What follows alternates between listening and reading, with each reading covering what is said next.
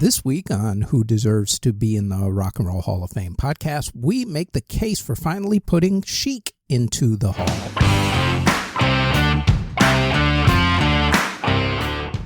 This week, we look at the case for putting the New York City group Chic into the Rock and Roll Hall of Fame. Guitarist Nile Rodgers and bassist Bernard Edwards met in the 1970s when they were session musicians for New York City recording studios. They started a rock group called The Boys and then renamed it the Big Apple Band. When that group failed to get a recording contract, the two of them continued the band but also joined a group called New York City for a few years. That group had the hit song I'm Doing Fine Now back in 1973, but then they broke up in 1976. Meanwhile, the Big Apple Band's demo tapes had made it to nightclub DJ and studio engineer Robert Drake, who started playing the demos during his DJ gigs.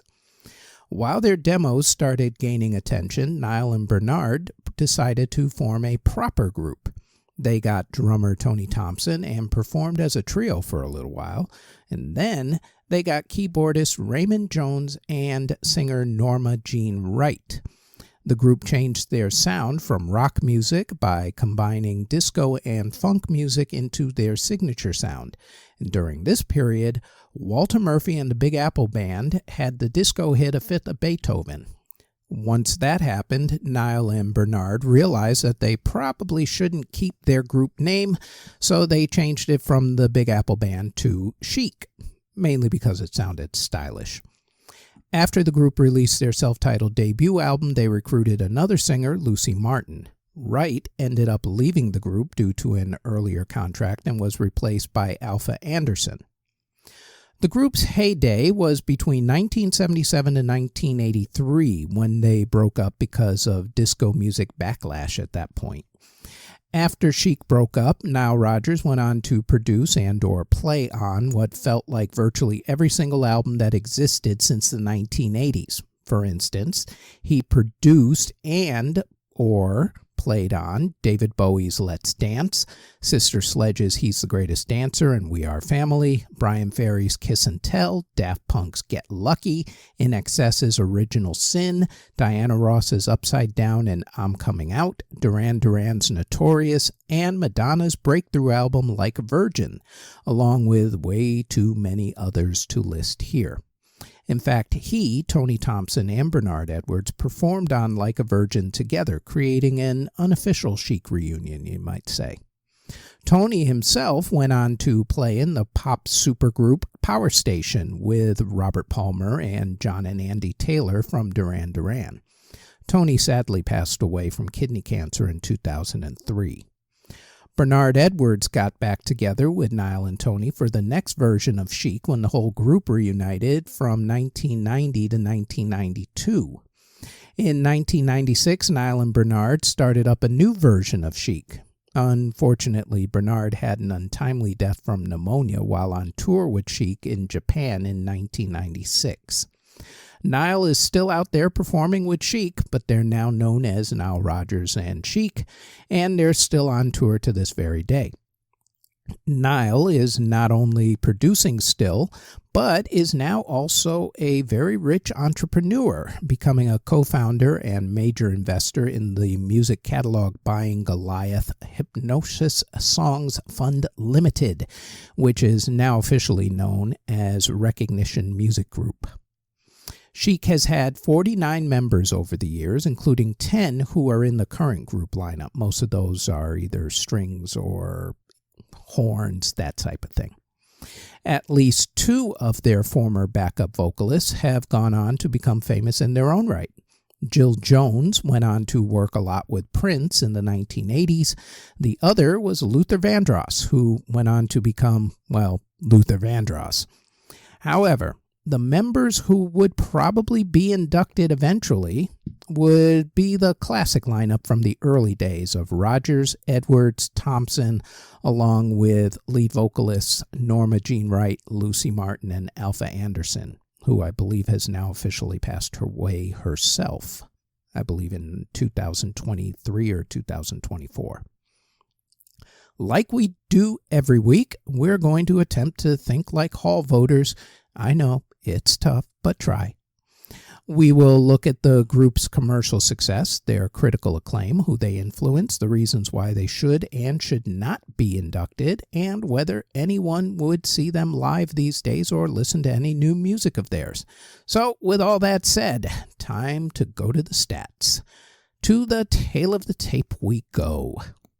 Starting with 1979's self-titled debut album, Chic released 9 studio albums, most of those in the 1970s and 80s, 2 live albums, and 12 compilation albums. Of those, 6 hit the top 40 on the American charts, with 3 of those 6 going top 10, including 1978's platinum album, C'est Chic, which hit number 1. Their 1979 platinum album, Risque, hit number 2. Those were their only 2 platinum albums. Their only gold album was their 1977 self-titled debut album, which hit number 12 on the charts. Their other album to hit the top 10 on the American R&B chart was 1990's Real People, which hit number 8. In the UK, 6 albums hit the top 40, with 3 of those 6 going top 10, including their 2013 compilation album, Nile Rodgers Presents the Chic Organization, Up All Night, which went to number 2 and went gold. Their studio album, C'est Chic, also went gold in the UK, while Risque went silver. Chic also released 27 singles. Of those, 14 hit the top 40 on the various American charts, with 9 of those 14 hitting the top 10, including 5 that hit number 1. 1978's Le Freak, which was their only platinum-selling single with over 5 million copies sold, is their biggest-selling hit. Chic also has 3 songs that went gold. 1977's Dance, Dance, Dance, 1978's I Want Your Love, and 1979's iconic Good Times. In the UK, 8 hit the top 40, with 5 of those 8 going top 10, although the highest they ever got was I Want Your Love, which made it all the way up to number 4. Le Freak was Chic's biggest-selling hit there as well, as it was their only platinum-selling single in the UK. Dance, Dance, Dance, Good Times, and 1978's Everybody Dance went silver. Chic's album Risque is on Rolling Stone magazine's Top 500 Albums of All Time list at number 414. Their song Good Times is on Rolling Stone magazine's Top 500 Singles of All Time list. They were inducted into the Songwriters Hall of Fame. Their songs have also made the United States National Recording Registry, the Grammy Hall of Fame, and the Rock and Roll Hall of Fame's 500 Songs That Helped Shape Rock and Roll list. Bernard Edwards made Rolling Stone magazine's Top Bassist of All Time list, and Tony Thompson made Rolling Stone magazine's Top Drummers of All Time list. Chic were extremely influential. First off, they married funk music with disco and went on an amazing 5-year run from the late 1970s into the early 1980s. Bernard's bass playing influenced many bass players, like Duran Duran's John Taylor, to pick up the instrument itself. Bernard, in fact, is still considered to this day to be one of the greatest bassists of all time, according to Bass Player magazine. Bernard's bass line for the song Good Times is one of the most recognizable and sampled bass lines in the history of popular music, as it is the basis for the Sugar Hill Gang's iconic rap hit, Rapper's Delight, and also inspired John Deacon's iconic bass line for Queen's Another One Bites the Dust. In fact, more than a few of Chic's songs, and songs that were produced by members of Chic, are some of the most sampled songs in hip-hop. The same reasons why the group were influential are also the same reasons why they should be inducted. Their sound, with disco, dance, and funk mixed together, along with their production work, influenced 80s music, not only with dance and R&B artists, but also with rock groups like Queen. That influence is still going, as you can hear Chic's sonic stamp on Beyoncé's Renaissance and Daft Punk's Get Lucky, which had Nile Rodgers on it as well. Nile's percussive rhythm guitar technique, called chucking, has been copied by a lot of guitarists, and even though they get pegged as a disco group, they were really more glam rock and funk with a disco beat, you might say. So what stopped them from being inducted, even though they've been eligible for the Hall since 2003 and have been nominated 11 times, which is a record, including the years 2003, 2006 to 2009, 2011, and 2013 to 2017? Well, for starters, Nile Rodgers is in already. He received the award for musical excellence back in 2017.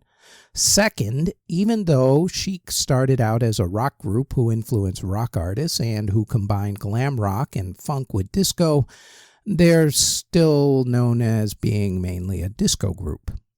Disco is a genre that has not been taken seriously by the Hall at all, because when you think about the disco artists who have been inducted, there's Donna Summer, the Bee Gees, and we're done. That's it. 2. Even the guy who helped put disco and EDM on the map, Giorgio Moroder, isn't in the Hall. It's probably about the time the Hall fixed that as well, actually. But regardless. There is also the argument about the Hall only being for rock artists.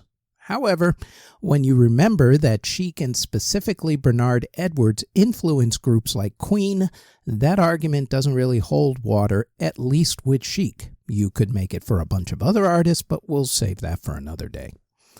This reason, though, is probably why they've been snubbed so many times. But now that the Hall is working through its backlog of artists, as they've said, they might want to give Chic another look. At the very least, induct Bernard Edwards in for his bass playing. I mean, it's so iconic. Who doesn't know the bass line to Good Times? So, would anyone go see Chic in concert or listen to any new music from them? Well, they already are, and they already do. Like I said before, Nile and a new group of Chic members have been touring for the past 30 years, and they're still selling out concert halls, Coachella performances, a bunch of major festivals. They are awesome in concert, by the way. Check them out when you get the opportunity. Nile Rodgers ain't getting any younger, and the man is a master. Just saying. So, now it is your turn. Does Chic finally deserve to be inducted into the Rock and Roll Hall of Fame? Leave me a comment. Play nice, though. Be professional. Don't tell me about how you were a structural engineer and this is beneath you, or why anybody should care about the Hall to begin with. Those comments get deleted. I don't really care about those types of things. I'm not going to feed the algorithm with bad comments just so I can get a few likes and positions on the charts. That part doesn't matter to me. What matters to me is that we talk about how the Hall can be better. And people in general could be better as well, honestly. And that is it for who deserves to be inducted into the Rock and Roll Hall of Fame. We also invite you to check out our other podcast, the Music History Today podcast, where we go over what happened on that date in music history. That podcast drops daily, including weekends, on this channel that you're either watching or listening to this podcast on. We also have the Music History In-Depth podcast, where we go more in-depth into the events that happened for that week in music history. And that podcast posts every Tuesday on this channel that you're either watching or listening to this podcast on. Thank you very, very much for listening or watching if you're on YouTube or Spotify.